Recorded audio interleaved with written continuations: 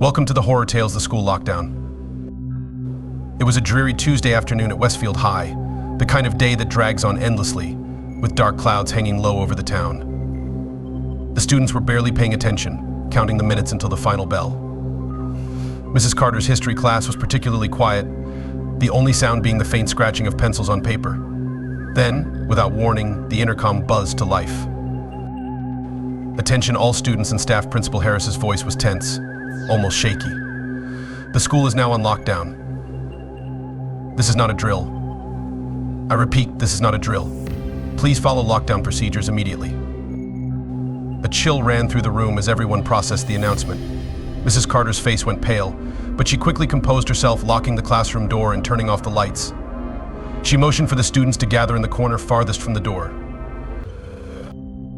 "What's going on?" whispered Jake, a junior sitting closest to the window.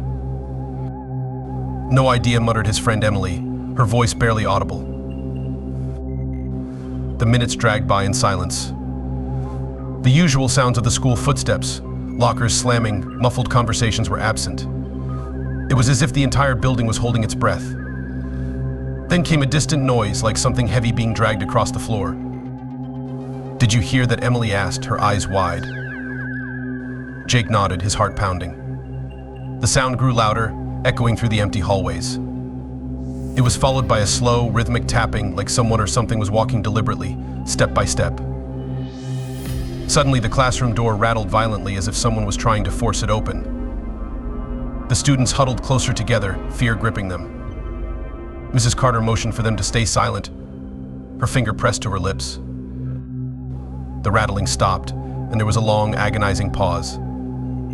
Then, the door handle slowly began to turn, but it didn't open. Whoever or whatever was outside seemed to be testing the lock, almost playing with it. The tapping started again, moving away from the door and down the hallway.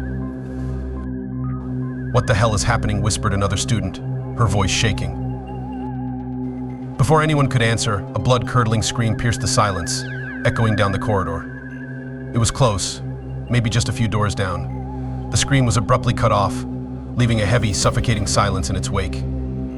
Panic set in. Several students began to sob quietly, while others sat in stunned terror. Mrs. Carter was visibly shaken, but she did her best to keep everyone calm. She reached for her phone to call for help, but there was no signal. The room was plunged into an even deeper sense of isolation. The tapping sound resumed, louder and closer. This time it was accompanied by a low, guttural growl that sent shivers down everyone's spine. The sound moved past their classroom, stopping occasionally as if whatever was out there was searching, hunting.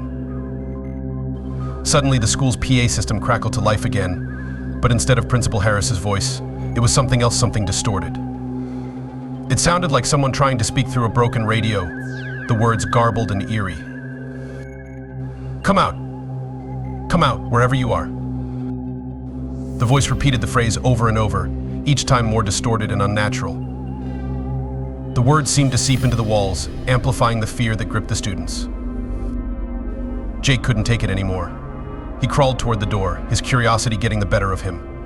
He pressed his ear against the cool wood, trying to listen to what was happening outside, but all he could hear was the low growling, now accompanied by a strange, wet, squelching sound. As he pulled back, his eyes caught a glimpse of something moving under the door, a thick, dark liquid slowly seeping into the classroom. It was blood, pooling at his feet. He scrambled back, his heart racing, trying to warn the others. But before he could speak, the door suddenly burst open with a force that sent everyone sprawling back. Standing in the doorway was a figure, its body twisted and unnatural, covered in shadows. Its eyes were empty voids, and its mouth was twisted into a grotesque smile. The growling grew louder, emanating from deep within its chest.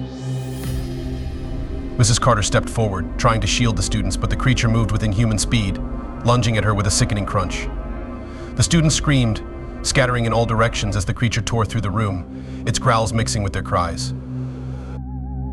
Jake grabbed Emily's hand, pulling her towards the back of the classroom where a small storage closet offered a faint hope of safety. They slammed the door shut behind them, plunging into darkness. Outside, the screams of their classmates filled the air, followed by a chilling silence. The closet was cramped, filled with old textbooks and forgotten supplies. Jake and Emily held their breath, trying to stay as quiet as possible. The only sound was their own panicked breathing echoing in the small space. Then they heard a soft, scraping noise against the closet door.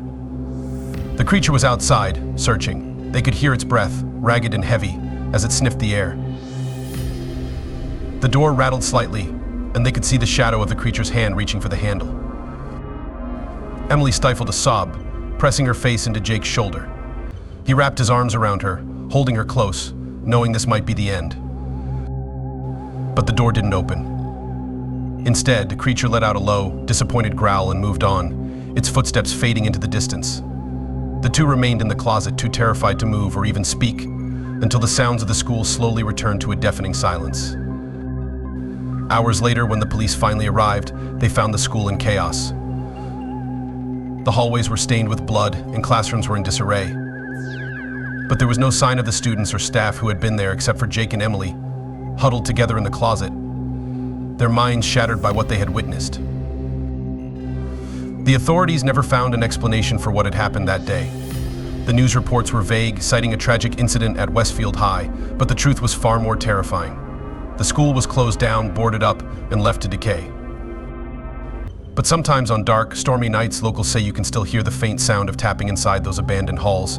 And if you listen closely, the distorted voice on the old PA system whispering, "Come out. From however you are."